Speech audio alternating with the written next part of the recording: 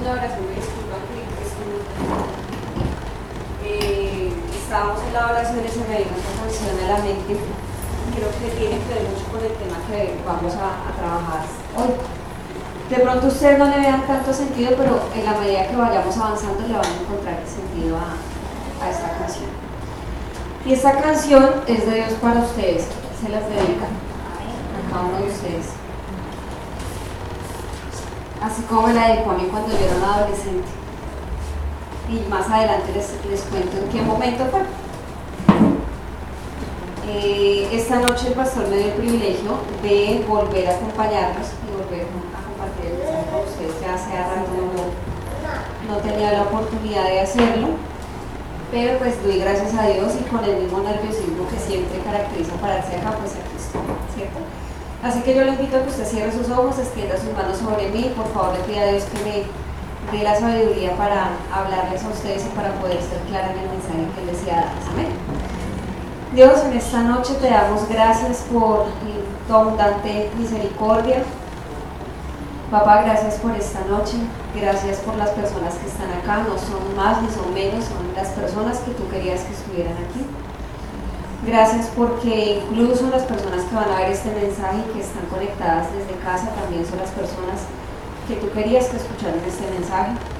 Te pido en el nombre de Jesús de Nazaret que sea menos yo y que seas más tú a través de este mensaje, Señor, y que tu palabra, Señor, y tu Espíritu Santo me acompañen y nos acompañen a cada uno de nosotros, pero en esta posición en la que estoy hoy, Señor, con la responsabilidad de dar tu mensaje, te ruego por favor que seas tú hablando y que no sea yo, que seas tú dirigiendo mi boca, tú dirigiendo mis palabras y tú dirigiendo, Señor, cada cosa de la que vaya a ocurrir en este lugar. En el nombre de Jesús, amén. Muchas gracias. Bueno, le damos también la bienvenida a quienes están conectados a través de YouTube y que posteriormente a través de redes sociales también se van a conectar. Y el mensaje para hoy lo veníamos hablando hace días con el pastor Carlos, más o menos 20 días, más de 20 días. Y veníamos trabajando este tema con la inquietud de los niños. Nosotros hablamos muchísimo de nosotros, de cómo resolver nuestras inquietudes, nuestros problemas, cómo acudir a Dios, pero muchas veces no hablamos de los niños y el papel que los niños juegan y desempeñan en todo este asunto. Entonces, quería yo traerles a ustedes unos datos y en investigación de pronto en mi casa y en la universidad donde yo trabajo, pues estos temas se facilitan bastante para nosotros comprender más o menos el contexto de la niñez en nuestro país y en el mundo. Así que titulé este mensaje con la palabra que dijo el Señor Jesús. Está en Mateo, donde dice: dejen que los niños vengan a mí. Pero ¿por qué hablar de niños en un servicio de adultos? Pues porque nos compete de ambos lados. Uno, de nuestro compromiso hacia el cuidado de los niños, y dos, en nuestra actitud, que debe ser la actitud de un niño siempre que estamos delante de Dios, ¿verdad? La palabra de Dios dice que nosotros debemos ser como niños para poder entrar al reino de los cielos. De otra manera no es posible que nosotros entremos, ni es posible que nosotros tengamos una comunión con Dios.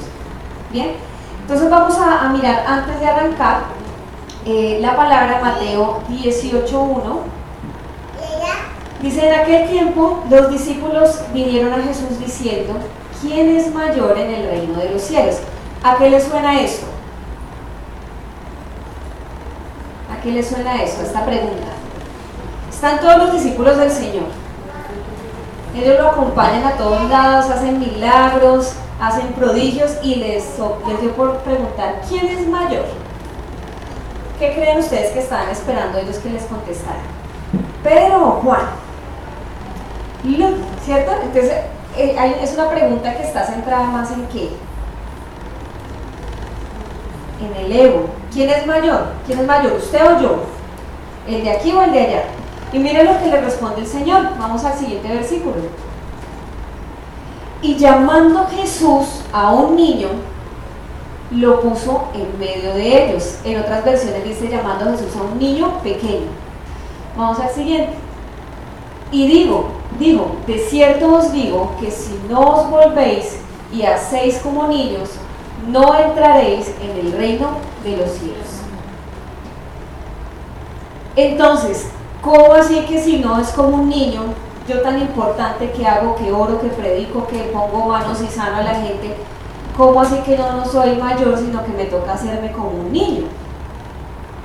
Entonces vamos a revisar en el transcurso de esta charla qué es ser como un niño, pero también en qué condición están nuestros niños, para que seamos conscientes un poco de nuestra responsabilidad como miembros de la iglesia, pero también como padres, como primos, como hermanos, como abuelos, con nuestros pequeñitos.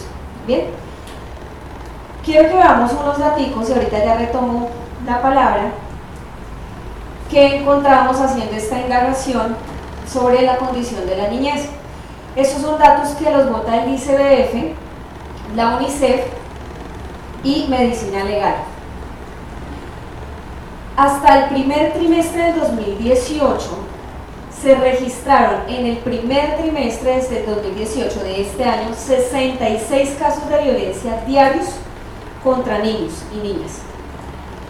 Durante el 2016 tuvimos 4.834 casos registrados, en 2017 5.499 y en el primer trimestre enero, febrero, marzo, 5.870 casos, o sea, más de lo que hubo el año pasado. Esto solamente en cuanto a violencia general. Desglosémoslo un poquito, desmenuzémoslo. En violencia sexual, 2016, 10.141 casos, o sea, reportados, no estamos contando los que no reportan. En 2017, 5.494 y en el primer trimestre de este año, 2.855 casos. Donde, eso sí no lo anoté ahí, el 70% de abusos es para niñas y el restante hacia niños. Vamos con la siguiente cifra. Tenemos violencia física y psicológica, todo el llamado bullying y demás, que también no solamente en el colegio, sino en la casa también a veces ocurre, ¿cierto? Para el 2016 y el 2017 estuvieron estas cifras, 7.725 para 2016 y para el 17, 7.488 casos reportados, y para el primer trimestre de este año fueron 1.874 casos. Casos de violencia por negligencia. Por negligencia quiere decir que el niño se enfermó, el papá no le prestó atención, o la persona responsable, porque los niños no siempre están con papá y mamá, no le prestó atención y dejó que empeorara la situación, y eso se desencadenó en un problema mayor, llámese muerte, llámese amputación, llámese infección, llámese cualquier otro caso que no se realizó. Negligencia también llámese como falta de recurso para que el niño estudie, sus necesidades básicas de vestuario y demás, alimentación. Para el 2016, 10.869 casos, en el 2017 tuvieron 10.674 casos, y para el primer trimestre de este año, 2.574 casos. Reportando a 29 casos diarios y en un mes a 874 casos para 2018. La siguiente cifra nos data sobre el trabajo infantil. Dato que no anoté, entre 15 y 17 años, estos son cifras de este año, se reportaron 512.000 casos, y de 5 años a 15 años, 357.000 casos de trabajo infantil, con el pico más alto en Neiva, con un 8.8% de incidencia de trabajo infantil. Quería mostrarles unas cifras, pero me parecieron unas imágenes, pero ya me parecieron muy fuertes para que ustedes vieran la gravedad del asunto. Niños de 5 años embetunando zapatos, vendiendo dulces, vendiendo flores, hasta altas horas de la noche deambulando por la calle. Entonces es bastante preocupante. El ICBF reportó que solamente se han restablecido 5.000 niños en este ejercicio de restablecimiento de derechos. ¿Qué es el restablecimiento de derechos? Por ejemplo, que si el niño está en condiciones de desescolaridad, lo ingresan a un colegio. Que si el niño tiene desnutrición, lo vinculan a un programa de atención donde reciba de pronto desayuno o almuerzo o comida. Solamente de todos estos niños que nosotros hemos mencionado, solamente hay 5.000 niños que han restablecido los derechos, sin especificar si son todos los derechos o si solamente uno de los derechos. Bien, desaparecidos, pasemos a la siguiente cifra, desaparecidos. En octubre del 2018 se reportaron, de enero a octubre del 2018 se reportaron 1.831 casos de niños desaparecidos. De esos 1.831 niños, 989 no se sabe absolutamente nada que pasó con ellos. De 10 a 17 años se reportaron 1.200 casos y el 45.3% aparecieron vivos. De esos casos que reportaron de desaparición, tenemos que en octubre se reportaron, solamente en octubre, 243 casos de niños desaparecidos, y en el mes aproximadamente se están perdiendo 203 niños, es decir, entre 6 y 7 niños diarios se están perdiendo. De esos casos que son de niños desaparecidos, 16 se lograron reportar. ¿Sí? Se lograron reportar 16 casos como desaparición forzosa o trata de personas, y lo interesante aquí es que lo que decíamos, solamente en octubre hay un pico de 40 niños más adicionales que se pierden en el mes de octubre. O sea, durante todos los meses se están perdiendo aproximadamente 200, 203 niños, pero en octubre de este año se perdieron 243 niños. Y es algo que se repite en los meses de octubre, no es solamente este octubre. De hecho, de acuerdo al informe del ICF, que usted lo puede descargar en PDF y lo puede descargar, está en internet, todos estos datos los encuentra en internet en el último reporte del bienestar familiar, y dicen que en octubre es donde más se aumenta la desaparición de niños. Dentro de esos, aproximadamente de 10 a 17, como les decía, son 1.200 casos, y de estos casos que se reportaron, solamente se reportaron 12 casos de niños muertos en el año, de lo que se ha encontrado, ¿sí? Del resto, como ustedes pueden ver, siguen sin paradero, no sabemos qué ocurrieron con ellos. De hecho, esta semana salió un artículo en el periódico El Tiempo, en su versión digital, que tras todo lo que pasó en Armero, que ustedes recuerdan, se perdieron 435 niños durante ese evento que fue desastre natural, y el ICF no tiene reporte de absolutamente nada del paradero de estos niños, y eso estamos hablando de hace un montón de años atrás, ¿cierto? Entonces no es un problema actual, es un problema que viene creciendo, si ustedes se dan cuenta, que viene creciendo año tras año. La UNICEF sacó también un informe.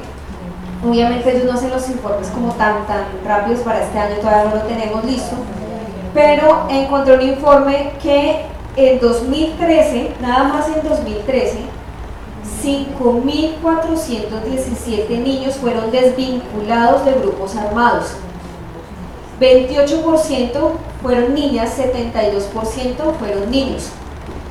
Y en casos de desnutrición tenemos que 224 maternas por 100.000 niños nacidos vivos, 224 nacen muertos por causa de desnutrición,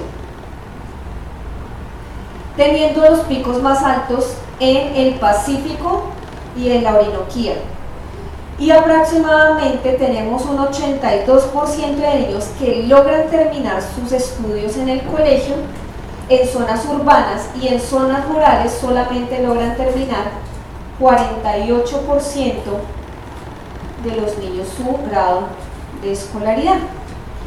Lo que nos lleva a mirar ya, reconocer que realmente nosotros tenemos unos picos muy altos en desatención a los niños, y nos pone a nosotros como iglesia en una alerta roja brillante sobre lo que ocurre con los niños de nuestro país. Estas son solo cifras de Colombia, porque las cifras a nivel mundial son aún más escandalosas.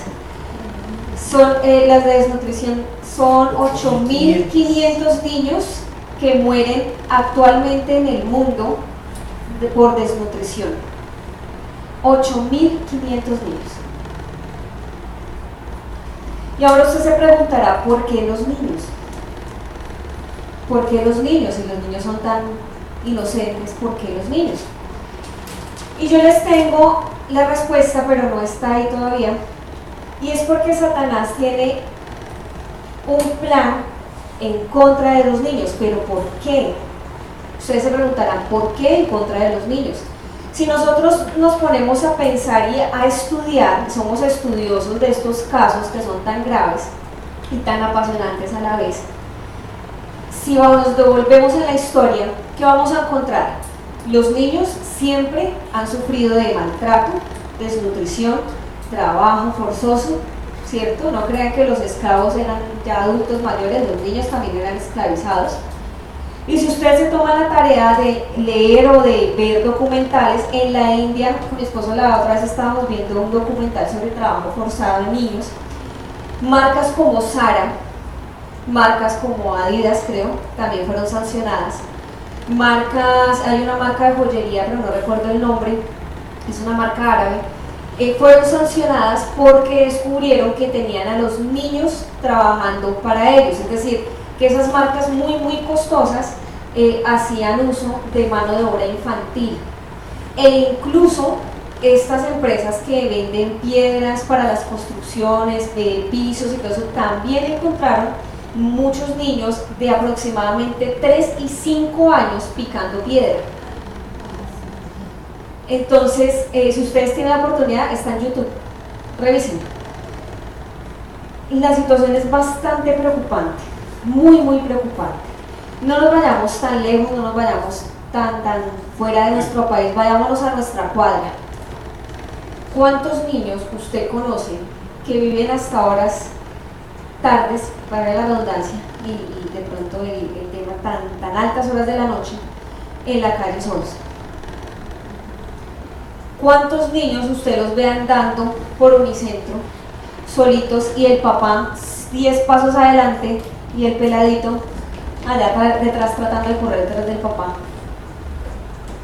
Nosotros, la otra vez con mi esposo, yo me indigné porque a mí me duelen mucho los niños, a mí me indigna mucho cuando un papá no se hace responsable de su chiquito. Yo he trabajado toda mi vida con niños, de pronto ustedes no lo saben, aquí se los cuento. Desde que yo tengo 13 años trabajo con niños, ya tengo 31, entonces bastante. Trabajé con ICBF, trabajé con la iglesia, trabajé en otros lugares con niños y con niñas, y es impresionante cómo muchos papás desatienden a sus hijos y cómo muchas personas, aún viendo la desatención, no dicen nada. Mi esposo es maestro de niños en un colegio y a veces, aún aunque los niños tengan unos hogares económicamente sólidos, hay otras necesidades como las psicológicas y las psicosociales y las psicoemocionales que no son suplidas por los papás ni por el ambiente. Y es bastante preocupante porque dice la palabra que de los niños es el ¿qué? El reino de los cielos. Y es precisamente por eso que Satanás está en contra de los niños.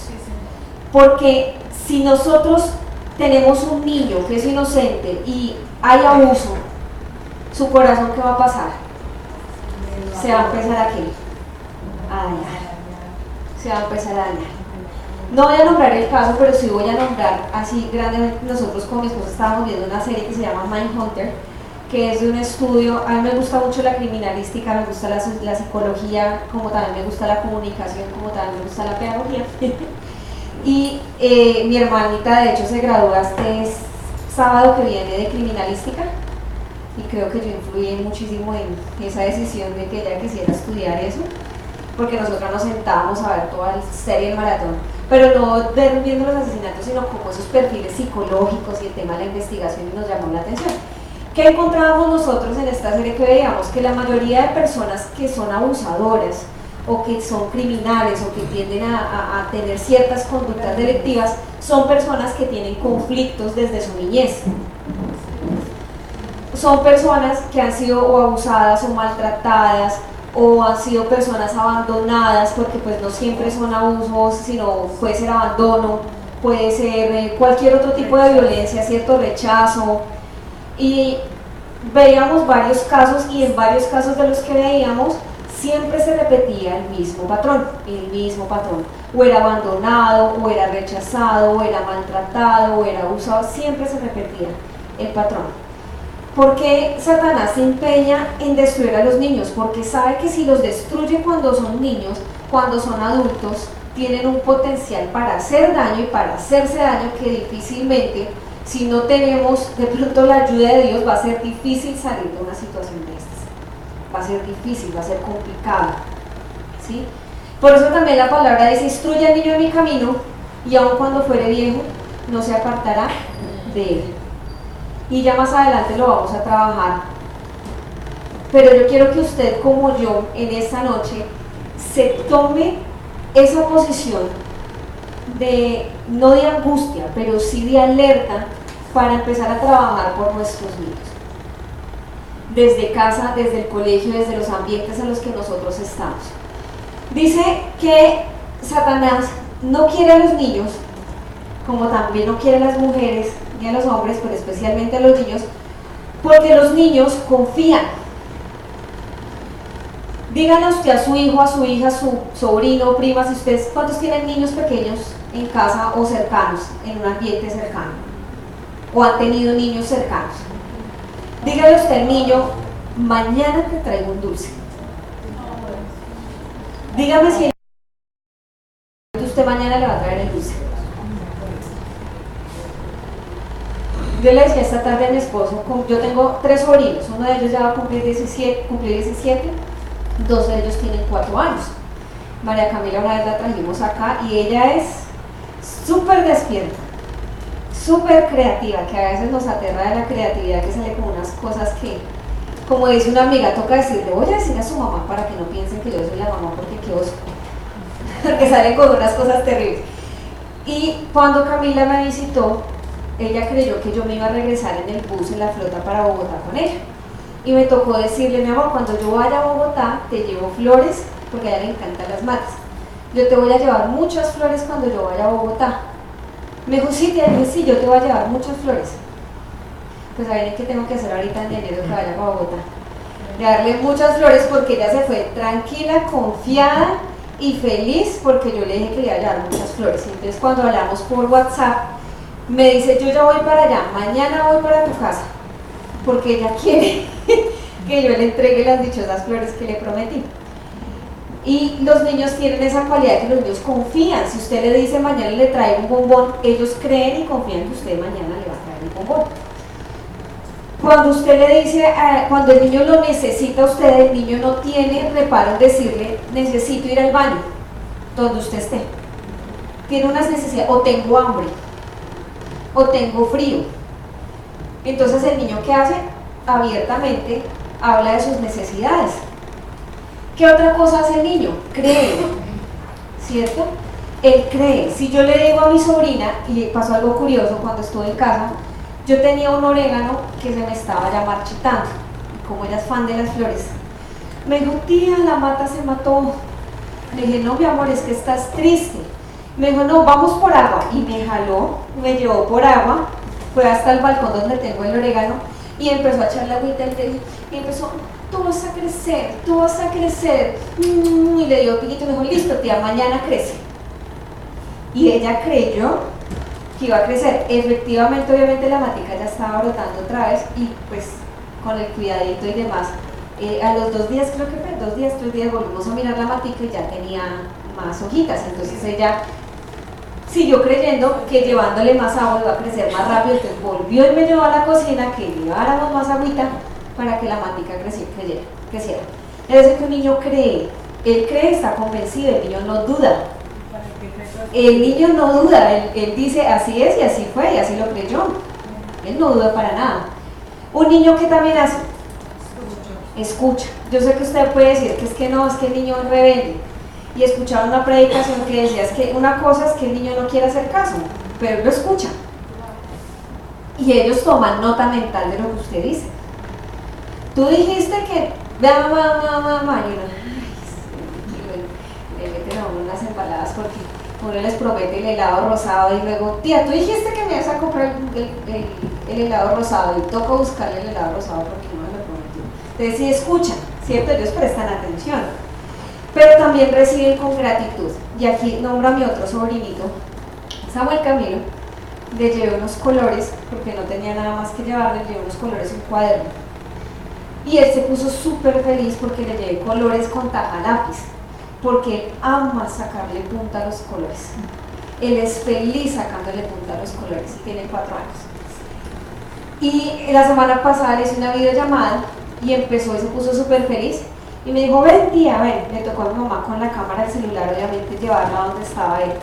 Y en el cuarto de los juguetes hizo que bajaran los colores que yo le di, ya no tenían sino una cosita así chiquitica, y me mostró los colores. Dígame, mira, lo coloques que tú me regalaste, lo coloques, lo coloque tú me regalaste. Entonces los niños son agradecidos, ellos reciben y dan con gratitud. Por esta razón, Satanás no ama a los niños, ni quiere a los niños, ni quiere que ellos surjan, ni que crezcan, ni que prosperen, ni que pase nada con ellos, los quiere dañar. Porque si nosotros entendiéramos que tenemos que ser como niños, nosotros le creeríamos a Dios, nosotros viviríamos confiados, nosotros viviríamos escuchando y actuando, ¿cierto? Recibiríamos con gratitud y tendríamos estas cualidades que debemos aprender de ellos, porque yo no creo que ningún niño se acueste pensando en qué va a comer mañana, ni qué se va a poner, ni cómo va a pagar el recibo, sino el niño sencillamente confía en que tiene un papá, ¿cierto? Y una mamá que ni siquiera lo piensa, él confía, es instintivo, que le va a resolver sus necesidades al día siguiente. Por eso dice acá que Satanás tiene un plan para atacar a los niños, porque los niños atienden siempre al plan del padre. El niño atiende siempre al plan que tiene el papá y la mamá. Y nosotros como hijos de Dios tenemos que aprender esto de los niños y atender siempre al plan de papá. Por eso Él no nos quiere nada. Porque si nosotros aprendiéramos a ser como niños y a prestarles atención, nosotros seríamos, mejor dicho, un terremoto donde vayamos con esa fe, mejor dicho, levantando hasta muertos. Dice Éxodo 1:15, vamos a verlo rápidamente. Éxodo 1:15. Y acá quiero que ustedes se den cuenta cómo ha sido Satanás desde siempre. Y habló el rey de Egipto, las parteras de las hebreas, una de las cuales se llamaba Cifra y otra Fuá, y les dijo: cuando asistáis a las hebreas en sus partos, veáis que el sexo, si es hijo, matadlo, y si es hija, entonces que viva. ¿De quién se querían deshacer en ese entonces? De Moisés. ¿Pero por qué iban a hacer? Moisés. Porque había un niño que se había prometido que iba a ser el que iba a sacar al pueblo de Israel de Egipto y de la esclavitud de Egipto. Entonces, los niños, todos los niños tienen un plan que cumplir. Todos nosotros tenemos un plan y un propósito que cumplir. Por eso Satanás, desde el principio, quiere siempre destruir. Quiere siempre destruir para que el plan del papá, que es nuestro papá celestial, no se cumpla. Vamos a la otra cita. La que concibió y dio a luz un hijo, y viéndole que era hermoso, le tuvo escondido 3 meses. Siguiente versículo. Pero no pudieron ocultarle más tiempo, tomó una arquilla de juncos y la calefateó con asfalto y brea y colocó en ella al niño y lo puso en un carrizal a la orilla del río. Y una hermana suya se puso a lo lejos para ver lo que le acontecería. Y la hija de Faraón descendió, y al lavarse al río y paseándose sus doncellas por las riberas del río, vio ella la arquilla en el carrizal y envió una criada suya a que la tomase. Y cuando la abrió, vio al niño, y he aquí que el niño lloraba, y teniendo compasión de él, dijo: de los niños de los hebreos es este. Y entonces su hermana dijo a la hija de Faraón: iré a llamarte una nodriza de las hebreas para que te críe este niño. Vamos a dejarlo ahí. Ya todos conocemos la historia, ¿cierto? Y quiero con esto hacer una acotación, y es que así el enemigo tenga un plan para destruir los niños, Dios siempre va a tener un contraplan para que esto no suceda. Y nuestro contraplan, o el contraplan de Dios, es usted y soy yo. Porque el niño no llegó allá solo, el niño lo pusieron ¿dónde? En un canasto. Pero no solamente lo pusieron en el canasto, ¿qué más hicieron? Lo vigilaron, y velaron que estuviera a salvo. Es decir, que nuestra responsabilidad está en que nosotros nos dejemos usar como hijos también de Dios para proteger a los pequeñitos, porque ellos solos no se podrían proteger. Un bebé recién nacido en un río, ¿qué protección podía darse a sí mismo? Ninguna, ¿cierto? Requería de ¿qué? De vigilancia, de alguien que estuviera pendiente. Y nosotros como Iglesia de la Cosecha, y como padres, y como hermanos, y como tíos, y como personas que tenemos niños a nuestro alrededor, tenemos la misma obligación. ¿Bien? Lo mismo ocurrió con Jesús. Eso está, no recuerdo la cita, pero lo mismo ocurrió, ¿cierto? Que Herodes quiso matar a todos los niños para que no le quitaran el reinado, no viniera el rey de los judíos y si hiciera rey lo quitara a él. Entonces, si ustedes se dan cuenta, cada vez que hay un propósito grande para una población, digamos, o para una persona, siempre va a estar el enemigo queriendo levantarse. Siempre va a querer levantarse. Entonces, volvamos a la palabra que está en Mateo 18:3. Y yo quiero que usted y yo entendamos que hay una potestad que está en contra y que se está moviendo para robarle la esperanza a los niños, para robarle la inocencia a los niños y para robarnos a nosotros también la esperanza. Óigame, ¿cuántos de ustedes al escuchar esta cifra no se sintieron desesperanzados y tristes? Yo tuve que llorar, aparte con mi esposo, por todo lo que leíamos, y decía, Dios, no es posible, no es posible. Y seguíamos investigando y seguíamos escuchando y seguíamos viendo casos aberrantes, papás que abusan de sus hijos, mamás que venden a sus hijas. Hace poco salió un caso de una señora que vendió, una venezolana creo que fue, que vendió a la hija porque no tenía cómo alimentar a los otros, entonces la vendió. En el Medio Oriente también se ve mucho eso, que venden a las hijas. Veíamos otro caso, creo que es en Kenia, si mal no estoy, ¿me corriges? De que venden a las hijas para poder tener un sustento y las castran, perdónenme la expresión porque no me acuerdo ahorita cómo se llama. Eso. Y sí, que es como una castración, por decirlo así, que les quitan su parte. Les quitan el clítoris. No quería decirlo, pero sí, le quitan el clítoris. Hay niños que hacen exactamente lo mismo, quitan sus genitales también. Hay casos donde el niño tiene hambre, roba un pan y lo agarran a palazos. Eso fue esta semana. El niño en una situación de pobreza extrema se robó un pan y en vez de pronto vengan, miramos qué es lo que está pasando, lo agarraron a palazos. Y casos como esos que uno dice, Dios mío, pero ¿qué es todo esto?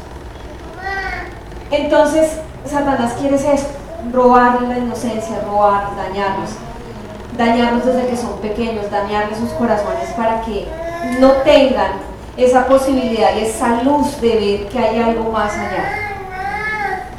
Hace unos años yo trabajaba para Paulina Centro de Comunicación Sociales, es un centro de monjas. Yo trabajaba allí, hice mis prácticas profesionales allí, pero posteriormente trabajé allí.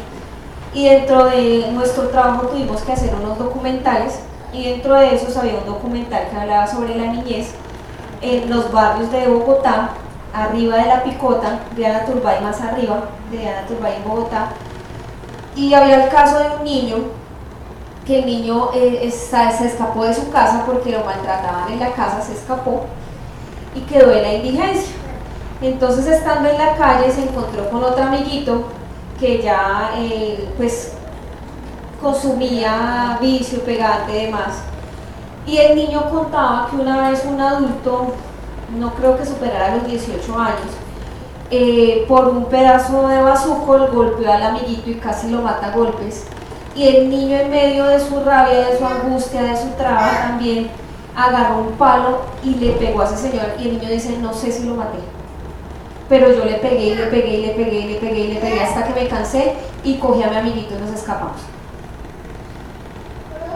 Yo tuve la oportunidad de conocer al niño cuando estuvimos en la premiere de los cortometrajes, de los cortos documentales, y el niño, tú lo ves y es un niño normal, tenía 12 años, normal, que quería jugar, que quería picar aquí, que quería picar allá, que si hay nachos, deme nachos, que si hay juguete, deme juguete, y se vio en televisión y se emocionaba y se reía, un niño normal. Pero que Satanás tenía el plan de ¿qué?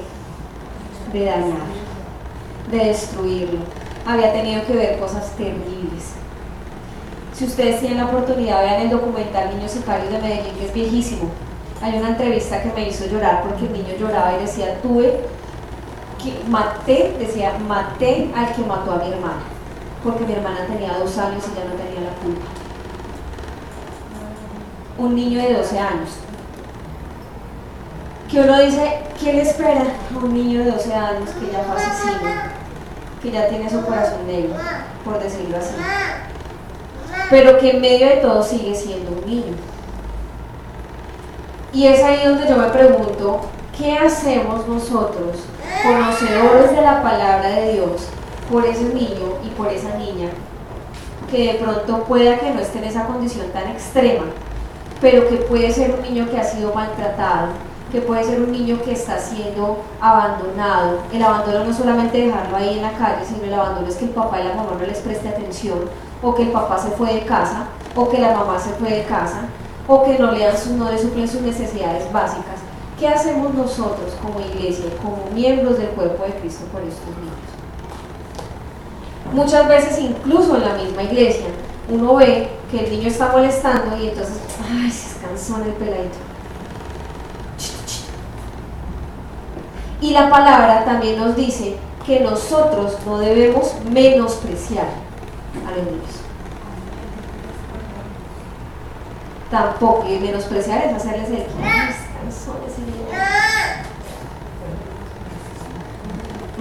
es porque no lo callan. O cuando estamos en la calle que vemos al niño allá alborotado que se tiraba al piso y hace pataleta, y si yo fuera la mamá, yo hubiera dado 2 palmadas y se cae el chiquitito. Eso pasa. Y la palabra nos dice, no menospreciemos a los niños. Estamos siguiendo una pareja en redes sociales que se llama el Charro y la Mayrita. Son mexicanos. Y ellos hablaban, es una pareja muy bonita, son cristianos, él es un charro, o sea, un cantante de rancheras, cristiano, una vocesota. Y ellos tienen un niño con autismo. Y él narra que antes de tener a su niño, antes de entender que el niño tenía autismo, él hacía eso.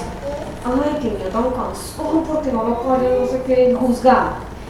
Pero cuando el niño de él empezó con sus problemas, entendió y se sintió del otro lado, porque el niño obviamente pues tiene un problema que no es fácil de resolver, y cuando le dan sus ataques toca sacarlo de donde ellos estén, calmarlo y dejarlo entrar nuevamente. Entonces esta semana, almorzando con mi esposo, nos pasó y nos acordamos de ellos. Entró el niño, ¡ya no quiero sopa! Y la mamá y el papá, siéntese, no quiero sentarme, siéntese papi, le hizo así el peladito quedó, porque el papá ya de desespero hizo, ¡cosa quieto! Y el niño quedó así quieto, y la mamá vergonzada no levantaba la cabeza y comía así, porque uno, el niño molestando, y el papá como ogro haciéndole así. Y nosotros nos acordábamos del caso que habíamos visto en internet y dijimos, pues es muy fácil juzgar desde el desconocimiento, ¿cierto? Vayamos a saber. Hicimos nuestra propia hipótesis. La señora no levanta la cabeza, está con ojo aguado, el señor es todo mandón, de una sola levantada de mano así el niño se sentó. Yo dije, no, ese señor debe ser bien durito en la casa. Entonces miremos el contexto del niño. El niño está creciendo en un hogar, posiblemente, es una deducción que hicimos, puede que no sea así, posiblemente en un hogar donde el papá sea autoritario y la mamá sea muy sumisa. Entonces el peladito hace lo que el papá haga, y si el papá grita en la casa, entonces el niño grita donde sea, y si la mamá se queda callada, entonces la niña, porque eran 2, niño y niña, y la niña con la misma actitud de la mamá. Entonces miremos desde casa también cómo es el patrón, ¿cierto? Porque es muy fácil estar desde afuera y juzgar y decir, el peladito es cansón, ese niño sí molesta, ese niño no se está quieto, ese niño vea, ay, pero ¿por qué no se corre ese papá? ¿Por qué no dice que no le tiene disciplina? No sabemos qué pasa en esos hogares. Entonces nuestra actitud tanto en la iglesia como en la calle, como en el lugar donde estemos, tiene que ser una actitud de comprensión. ¿Qué haría Jesús? ¿Qué haría Jesús con ese niño? ¿Qué haría el Señor con ese niño que está con rabia, que no sabe qué le pasa, que tiene ira y entonces la expresa pataleando? Muchos de los psicólogos infantiles se dan cuenta que finalmente el niño hace pataleta porque seguramente en su casa no le prestan la debida atención o tiene un ambiente donde hay muchísima violencia y maltrato. Y es su forma de manifestar la frustración que él tiene. En otros casos puede ser falta de disciplina en casa, porque los papitos son muy permisivos. En otro caso puede ser que el niño haya sido abusado, cuando el niño es muy retraído. Cuando el niño tiene síntomas que está retraído, que no habla, que no dice, que no quiere que lo toquen, que no quiere, puede ser también eso. Entonces hay que revisar y nosotros desde la iglesia tenemos que empezar a orar para que Dios nos dé los instrumentos y nos dé las herramientas para poder trabajar con ellos, para no entrar a atropellarlos. Alguna vez discutía con alguien, no voy a decir en qué lugar, porque escuché que gritaba un niño en un ambiente educativo y yo dije, aquí no gritan a los niños, porque bastante tienen en la casa para que acá también los vengan a gritar. Aquí no. Fue en otro ambiente, obviamente, estoy contándole la anécdota. Entonces es como nosotros también, así no seamos maestros de niños y así no tengamos mucho que ver, nos ponemos en la posición de que en la casa del Señor nosotros tenemos que aprender a tratar a nuestros niños, que en nuestro hogar tenemos que aprender a tratar al niño. El niño es reflejo de lo que hay en casa, punto. Porque el niño siempre atiende al plan del padre. Si el padre no tiene un plan, el niño atiende a lo que el papá y la mamá hablan, o la abuelita, o el tutor, o la persona que esté a cargo. ¿Listo? Vamos entonces nuevamente a Mateo 18:2.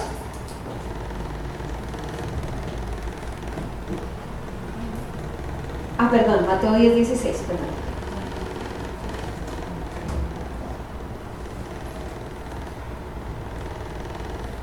¿Cuál es la posición de los niños? He aquí, yo os envío como ovejas en medio de lobos. Sed pues prudentes como serpientes y sencillos como palomas.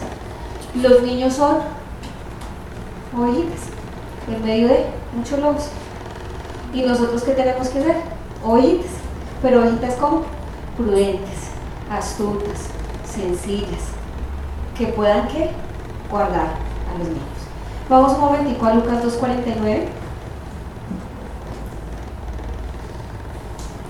Y aquí quiero retomar un poquito el papel y la responsabilidad que tenemos nosotros como papás. Y yo no soy mamá todavía.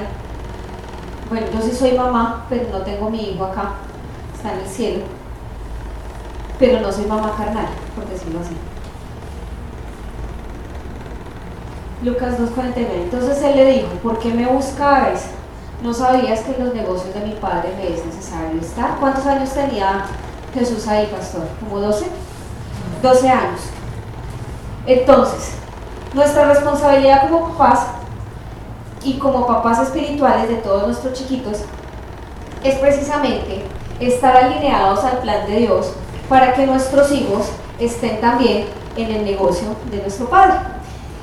Si nosotros no estamos alineados al plan y al propósito de Dios, por más de que usted obligue al niño a venir a la iglesia, por más de que usted le lea la Biblia, por más de que usted lo obligue a orar antes de irse a dormir y a leer la Biblia, el niño no va a cambiar ni va a tomar la conducta que usted desea que tome.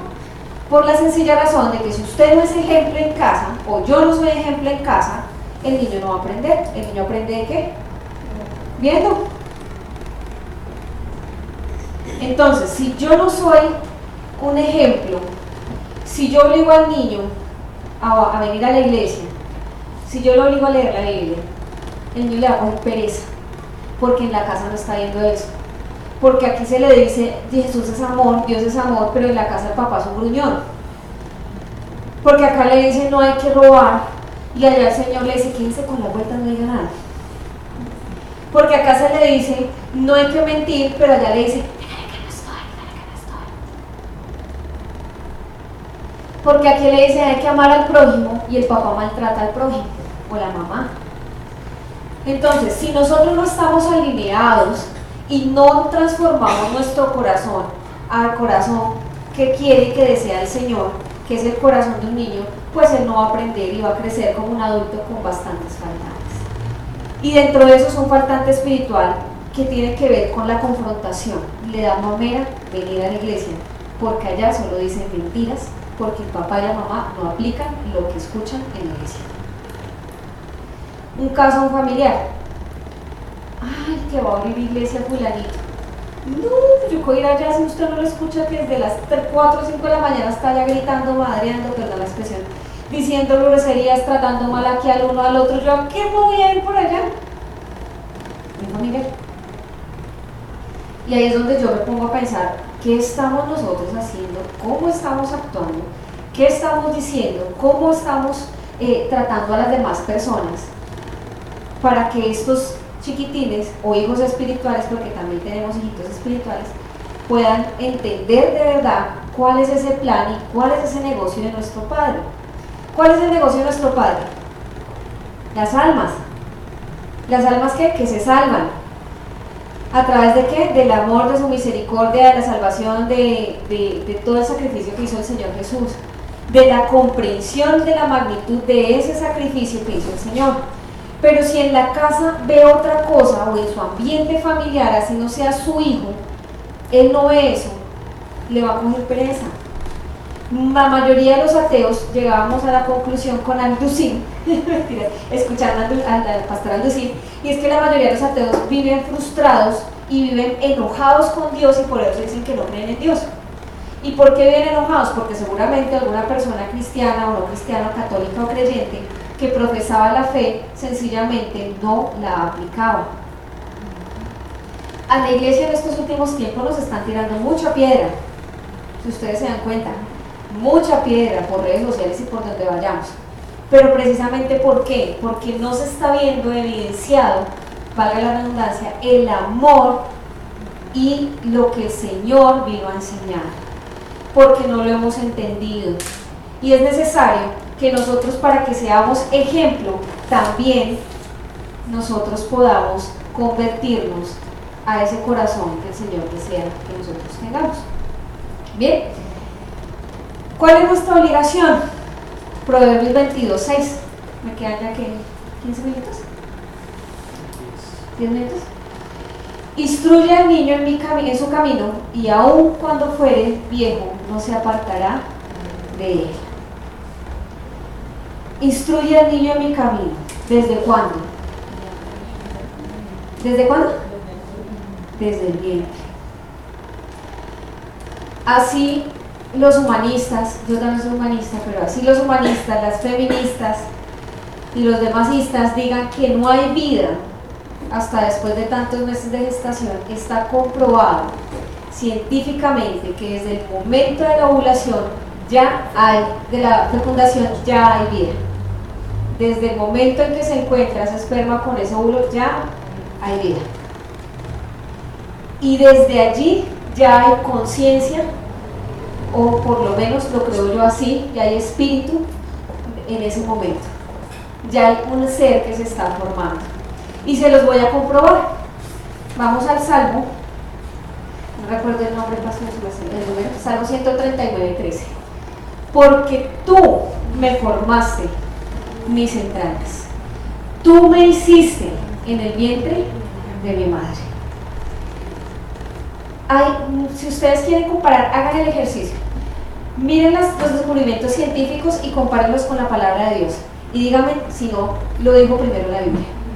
Primero lo dijo la Biblia, la mayoría de las comprobaciones científicas. Porque tú me formaste desde las entrañas, es decir, que nosotros debemos instruir al niño desde la entraña, desde que está ese momento en que se encuentra con el mundo, desde ahí, desde siempre, incluso desde antes. Esta semana veíamos una charla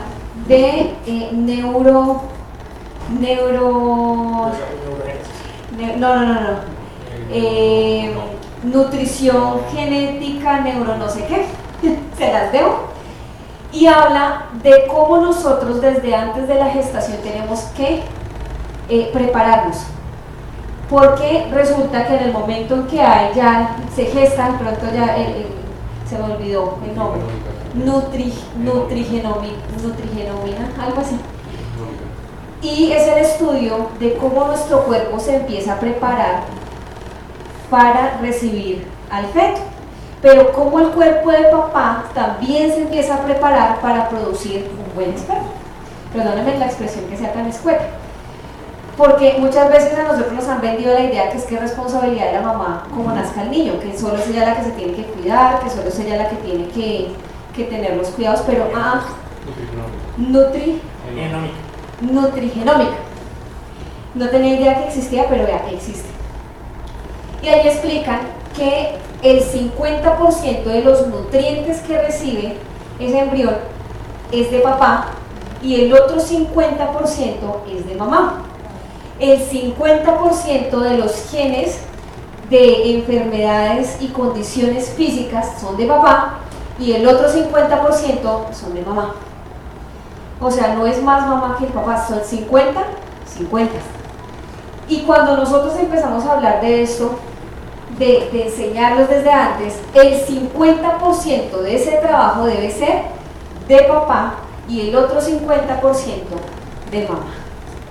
Por eso es importante, así digan que no y así digan que uno con un solo papá se basta, es necesario que busquemos familias con papá y con mamá, porque la responsabilidad científicamente y genéticamente está comprobado es 50-50. Y psicológicamente, en la parte de la psicología que estudia la neurociencia, comprueba que en el desarrollo del embrión es necesario y obligatorio que esté papá y mamá, porque él recibe tanto estímulo de papá como estímulo de mamá, y de esa manera el cerebro se desarrolla mejor. Y son cositas que uno desconoce, pero el cerebro del bebé y sus partes se desarrollan mejor cuando hay acompañamiento de los dos. ¿Ustedes lo conocían? Entonces, cuando la palabra nos dice instruye al niño en mi camino y aun cuando fuere viejo no se apartará de él, nos está hablando de esto, porque el Señor nos forma desde las entrañas. O sea que nuestra responsabilidad viene desde el momento mismo de la gestación, de la fecundación. Esa es nuestra responsabilidad desde ya. Ahora, ¿qué pasa con los niños que no nacieron, como en mi caso? También escuchábamos otra predicación tratando de instruirnos un poco sobre todo este tema de nuestra responsabilidad como papás. No crean, usted sigue siendo responsable así no haya nacido su bebé. Yo sigo siendo responsable así no haya nacido mi bebé. Pero hay un consuelo mayor para las personas que de pronto no logramos conocerles la carita, ni las manitos, ni las piernitas, ni lo logramos conocer. Y hay un consuelo mayor, y la predicación se llama Los niños que no nacen van al cielo. Ese era el título de la predicación. Y 2 Samuel 12:22 y Apocalipsis 14:1 también nos lo muestra. Van al cielo. ¿Por qué? Porque en ellos no hay maldad, no hay pecado.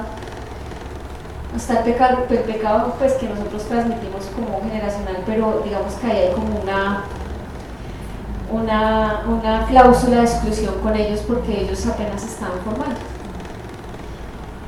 Y dice, estos son los que no se contaminaron con mujeres, pues son vírgenes. Estos son los que siguen al Cordero por donde quiera que va. Estos fueron redimidos de entre los hombres como primicias para Dios y para el Cordero. Y vamos un momentico a 2 Samuel 12:22.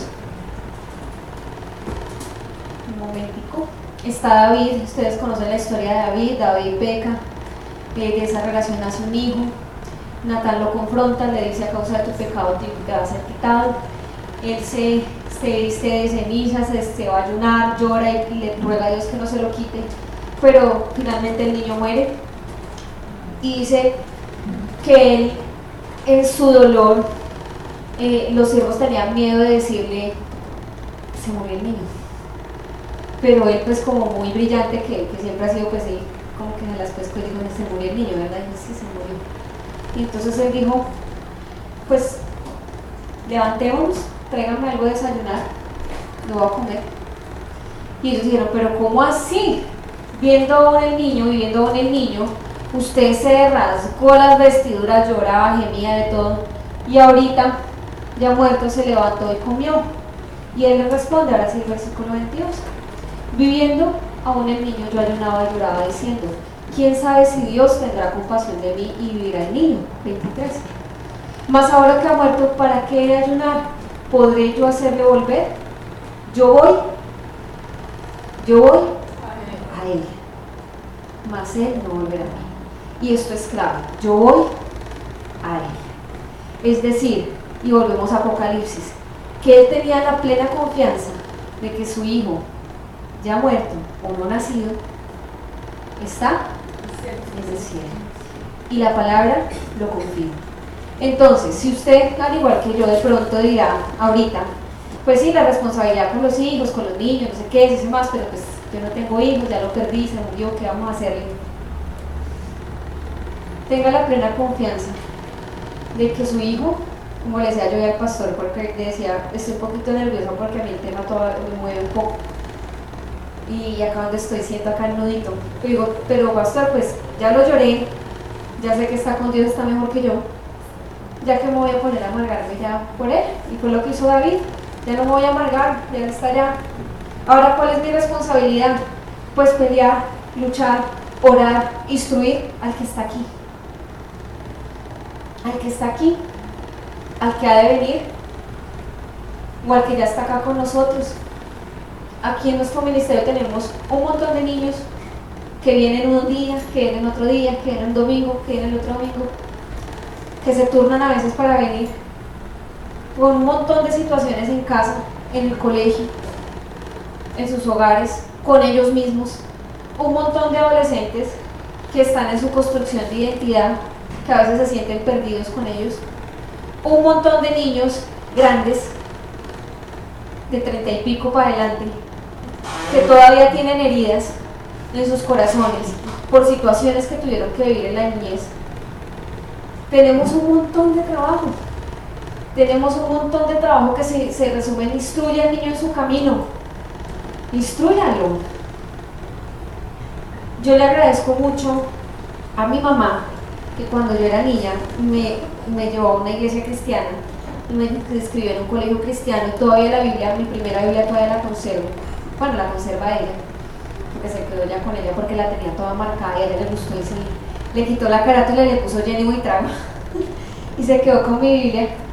Pero le agradezco mucho a una maestra que se llama Tomasa, que es directora del Colegio Maranatha en Bogotá, y ella me regaló mi primera Biblia, y ella nos hacía hacer el devocional todos los días antes de entrar a clase, y todavía lo hace, todos los días antes de entrar a clase. Y me decía, qué jartera, qué mamera, yo con sueño y acaban de cerrar los ojos, me voy a quedar dormida acá orando. Pero le agradezco porque incluso en los momentos más oscuros de mi vida, los de mi vida, puede ser que los suyos sean más oscuros que los míos, puede ser que los de otras personas sean más oscuros, pero los de mi vida, aun cuando estaba en lo más bajo, pude decir, Señor, conozco tu camino y quiero volver a tu camino. Porque como decían por ahí a manera de chiste, que la palabra de Dios y conocer a Jesús es como la mafia, uno entra y ya para salir, difícil, porque ya uno sabe qué es andar con Dios, y cuando uno no anda con Dios, uno sabe y siente el vacío de no estar con Él. Y eso es lo que pasa cuando nosotros instruimos a un niño en el camino del Señor. Pase lo que pase, tenga la decisión que tenga, tome la decisión que tenga, tome el camino que tenga, siempre va a tener sembrado en su corazón que es estar con Dios, y siempre va a haber la necesidad en su alma de tener una relación con Él. Pero eso solo pasa cuando nosotros se lo presentamos como es, dando ejemplo. Mi hermano una vez me decía, él todavía no regresaba al Señor, ya, pues, o sea, a la iglesia, pero ya ahora. otra vez.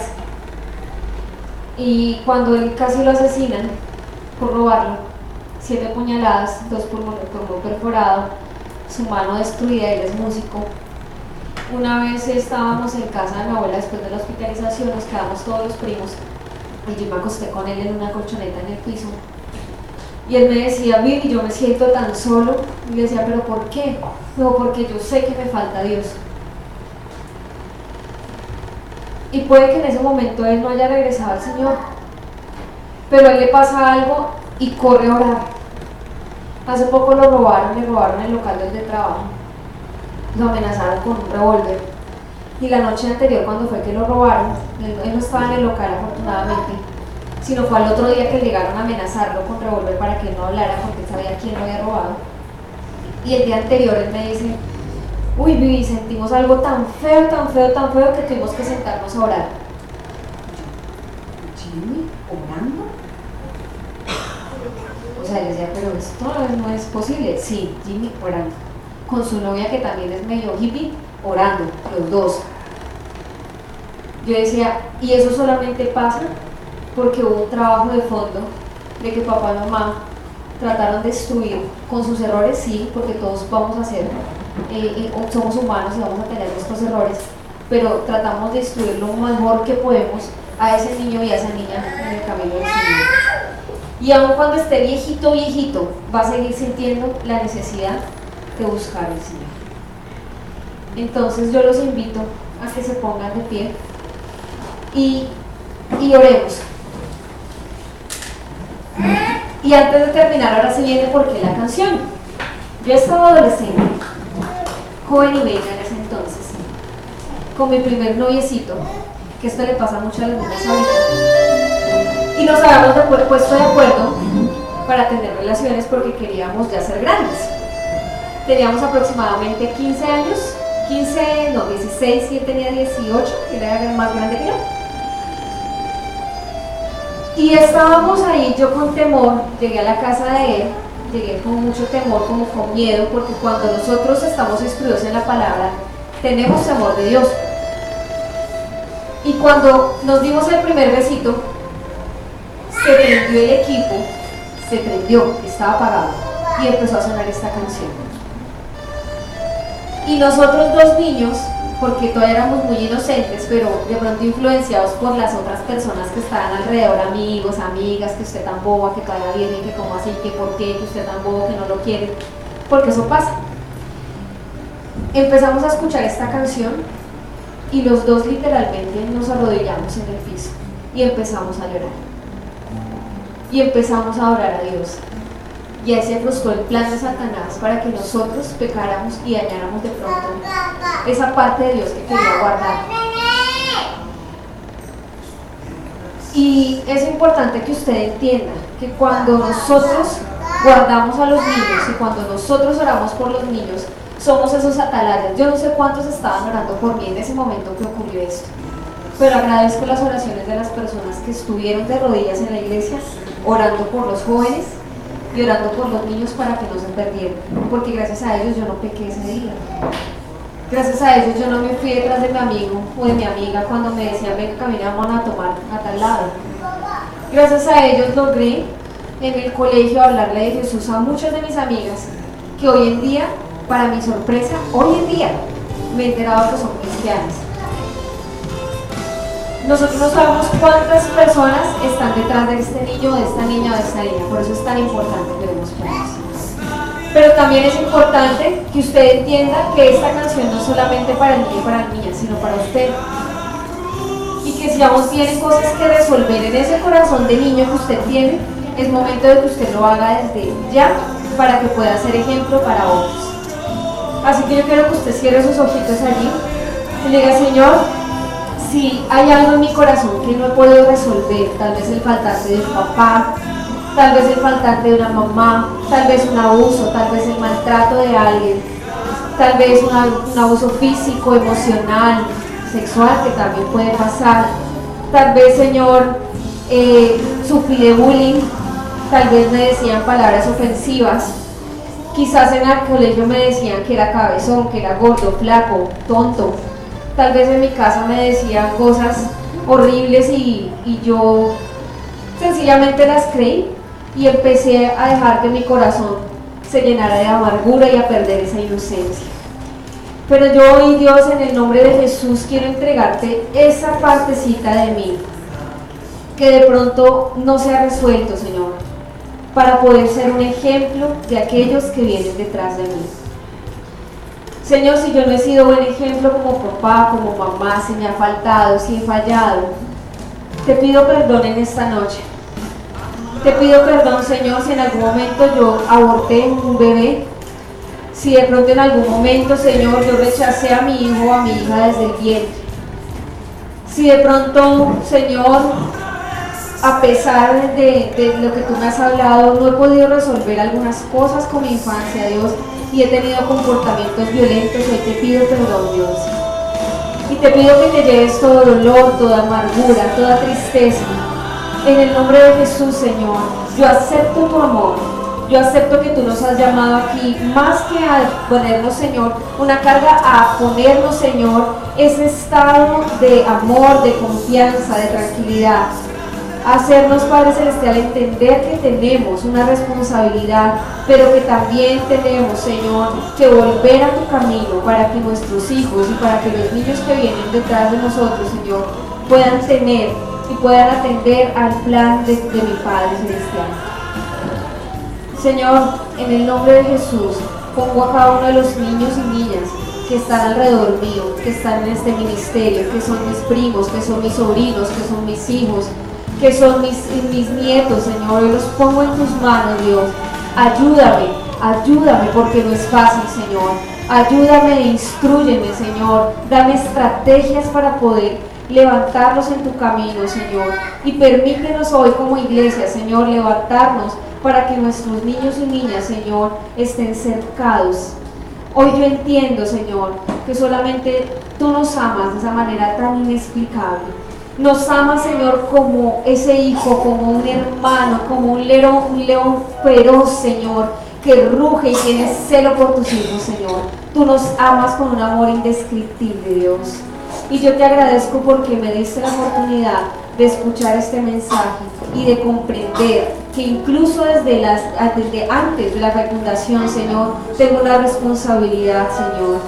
Que desde antes tengo la responsabilidad de formarme, de formar mi cuerpo, de tener cuidado conmigo mismo, de tener cuidado para resolver todos los problemas que tengo pasados, para brindar una buena educación, para brindar un buen estado a mis hijos y a las personas que vienen, Señor, detrás mío. Hoy bendecimos a los niños, bendecimos a las niñas, bendecimos, Señor, los hogares en el nombre de Jesús. Así sea, Señor. Danos las estrategias, danos las herramientas. Y gracias, Dios, porque tú eres un Padre bueno. Enséñanos a verte como Padre para que nosotros podamos ser también buenos padres. En el nombre de Jesús. Amén. Cuando cantábamos la de Cristina y Clario, hay una parte que me gusta mucho, que dice: me amas como un padre, y me amas como un hijo, y me amas como un león feroz, como nadie. Y de esa manera nos ama Dios a nosotros. Para aprender a ser padres, para aprender a ser ejemplo, tenemos que aprender a ver a nuestro papá como papá. Yo los invito a que en esta semana usted ya no le diga hola Dios, hola Señor, sino dígale: hola papá, déjame verte como papá, déjame verte como ese papito que me cuida, que es ese león que ruge para cuidarme.